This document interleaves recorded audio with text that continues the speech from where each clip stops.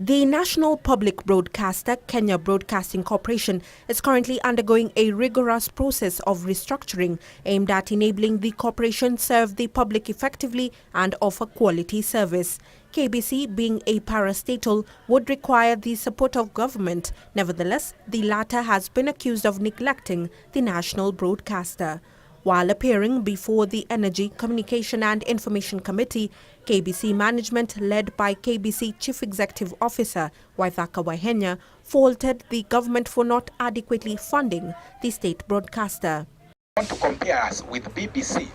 It is only fair that you compare us if all the enabling factors that make BBC what it is are also given to KBC. And then the question can be asked, why are you not doing this? Why are you not a public broadcaster like BBC when we have given you this level of aid?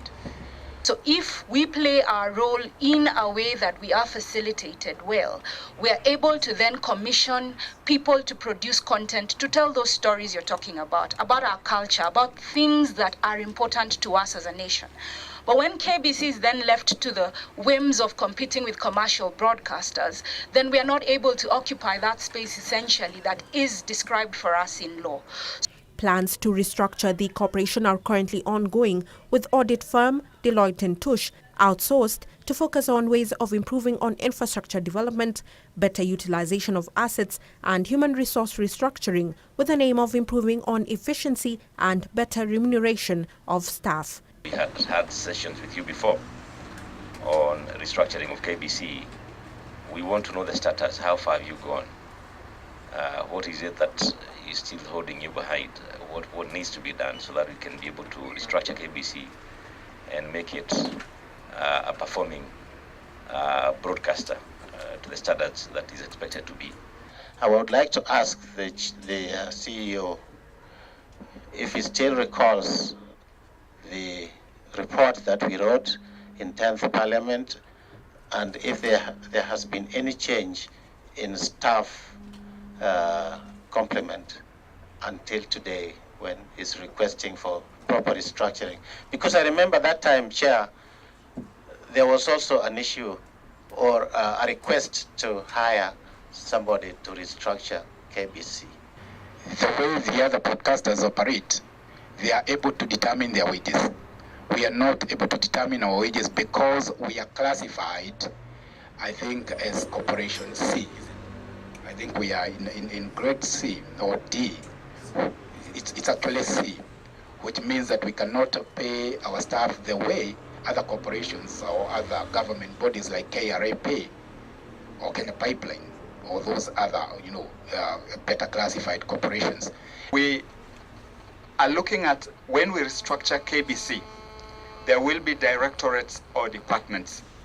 There is the one for looking at infrastructure, there is the signal distribution, and there is content.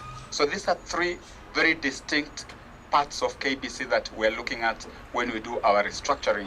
And the fourth one is the human resource. KBC-owned Signet Digital Distributor has 38 broadcasters on its platform and is currently distributing in 17 sites across the country. A proposal by the Ministry of ICT is on the table for discussion on the shareholding of Signet, a position that Waithaka Waihenya says will take time before a decision is made, as the corporation has invested heavily in equipment and staff. Very important that they explain what Signet is and how is it the same thing with KBC. Signal distribution is a revenue stream. And if it's removed from KBC, that's a revenue stream gone.